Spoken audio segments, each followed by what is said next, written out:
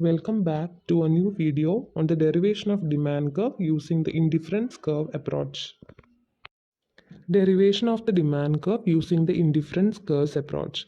നമ്മളിവിടെ കാണിക്കാൻ പോകുന്നത് ഇൻഡിഫറൻസ് കർവ് അപ്രോച്ച് വഴി എങ്ങനെയാണ് ഡിമാൻഡ് കർവ് ഡിറൈവ് ചെയ്യുക. അപ്പോൾ ഇതിനാവശ്യമായിട്ട് ഉപയോഗിക്കുന്ന ടൂൾ എന്ന് പറയുന്നത് പ്രൈസ് കൺസംഷൻ ലൈനാണ്. പ്രൈസ് കൺസംഷൻ ലൈനാണ് നമുക്ക് ആവശ്യമായിട്ടുള്ള പ്രൈസ് ക്വാണ്ടിറ്റി പെയേഴ്സ് തരുന്നത്. അതായത് പ്രൈസ് ക്വാണ്ടിറ്റി പെയേഴ്സ് ഉണ്ടെങ്കിൽ മാത്രമേ നമുക്കൊരു ഡിമാൻഡ് കർവ് പ്ലോട്ട് ചെയ്യാൻ പറ്റുള്ളൂ.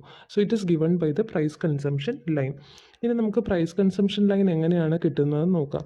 അതിനു മുമ്പേ ഈ ഡയഗ്രത്തിലെ അപ്പർ പാർട്ടിൽ കാണിച്ചേക്കുന്നത് എക്സ് ആക്സിസിൽ കാണിച്ചേക്കുന്നത് ഗുഡ് 2 ആണ്. ക്വാണ്ടിറ്റി ഓഫ് ഗുഡ് 2 അത് നിങ്ങൾ എക്സ് ആയിട്ട് അസ്യൂം ചെയ്യുക.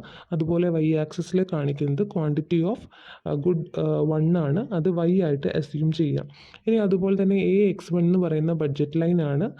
കൺസ്യൂമറിൻ്റെ ഇനീഷ്യൽ ബഡ്ജറ്റ് ലൈൻ എന്ന് പറയുന്നത് AX1 ആണ്. അത് അദ്ദേഹത്തിന് ഇൻകം കൺസ്ട്രെയിൻറ്റ് കാണിക്കുന്ന ഒരു ഗ്രാഫിക്കൽ റെപ്രസെൻറ്റേഷനാണ് AX1.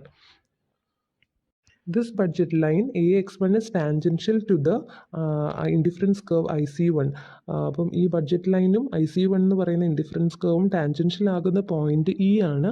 ആ ഒരു പോയിന്റിൽ നിന്ന് നമ്മൾ എക്സ് ആക്സിസിലേക്ക് ഒരു ലൈൻ ഡോട്ടഡ് ലൈൻ വരച്ചു കഴിഞ്ഞാൽ നമുക്ക് quantity of commodity x being consume by the consumer അറിയാൻ പറ്റും. OX1 ആണ് കൺസ്യൂമർ പിന്നെ കൺസ്യൂം ചെയ്യുന്ന എക്സ് എന്ന് പറയുന്ന കമോഡിറ്റിയുടെ ക്വാണ്ടിറ്റി.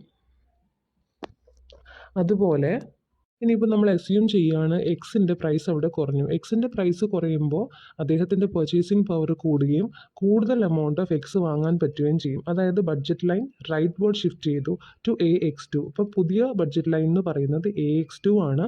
ഈ ഒരു പുതിയ ബഡ്ജറ്റ് ലൈൻ എന്ന് പറയുന്നത് it is tangential to a higher indifference curve. അപ്പോൾ അദ്ദേഹത്തിൻ്റെ പുതിയ ഇക്വിലിബ്രിയം പൊസിഷൻ എന്ന് പറയുന്നത് പോയിന്റ് F ആണ്. അതായത് പുതിയ ബഡ്ജറ്റ് ലൈനും ടാൻജൻഷ്യൽ ആകുന്ന IC2 എന്ന് പറയുന്ന കർവിലെ ഒരു പോയിൻ്റാണ് പോയിന്റ് F എന്ന് പറയുന്നത്.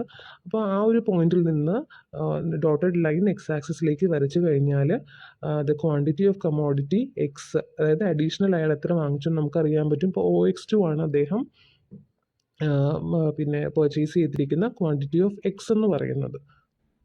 ഇങ്ങനെ കമോഡിറ്റി എക്സിൻ്റെ പ്രൈസ് കുറഞ്ഞു വരുന്തോറും ബഡ്ജറ്റ് ലൈൻ റൈറ്റ് വേർഡ് പൊസിഷനിലേക്ക് ഷിഫ്റ്റ് ചെയ്യുകയും അതൊരു ഹയർ ഇൻഡിഫറൻസ് കർവുമായിട്ട് ടാൻജൻസിയിൽ എത്തുകയും ചെയ്യും. അപ്പോൾ നമുക്ക് ഓരോ പുതിയ പോയിന്റ്സ് ആണ് കിട്ടുന്നത്. എന്തിൻ്റെ കൺസ്യൂമേഴ്സ് ഇക്വിലിബ്രിയത്തിൻ്റെ പുതിയ പോയിന്റ്സ് ആണ് നമുക്ക് കിട്ടുക. ഇങ്ങനെ കൺസ്യൂമേഴ്സ് ഇക്വിലിബ്രിയം പോയിന്റ്സ് എല്ലാം കൂടി നമ്മൾ ജോയിൻ ചെയ്ത് കഴിഞ്ഞാൽ നമുക്ക് പ്രൈസ് കൺസംഷൻ ലൈൻ കിട്ടും. So the points of tangency of the successive budget lines and the higher indifference curves എന്ന് പറഞ്ഞാൽ എന്താണ്?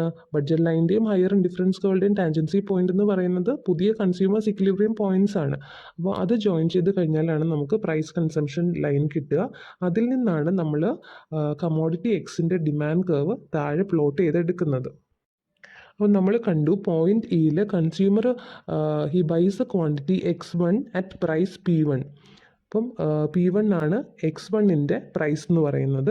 അതുപോലെ at point F the price P2 which is lower than the P1 and the quantity demanded has increase to X2. നമ്മൾ പറഞ്ഞിരുന്നു price level കുറഞ്ഞപ്പോഴാണ് കൂടുതൽ amount of quantity of x consumer വാങ്ങിയത്. അത് തന്നെയാണ് നമ്മൾ താഴെ കാണിച്ചേക്കുന്നതും. അതുപോലെ consumer buys quantity X3 at price P3. അപ്പോൾ മുകളിൽ കാണിച്ചേക്കുന്ന ഇക്വിലിബ്രിയം പോയിന്റ്സ് ആണ് ഈ പ്രൈസ് ക്വാണ്ടിറ്റി പെയേഴ്സ് നമുക്ക് തന്നിരിക്കുന്നത്. So we may say that the price quantity pairs defined by the points of equilibrium on the PCC or the price consumption line gives a demand curve.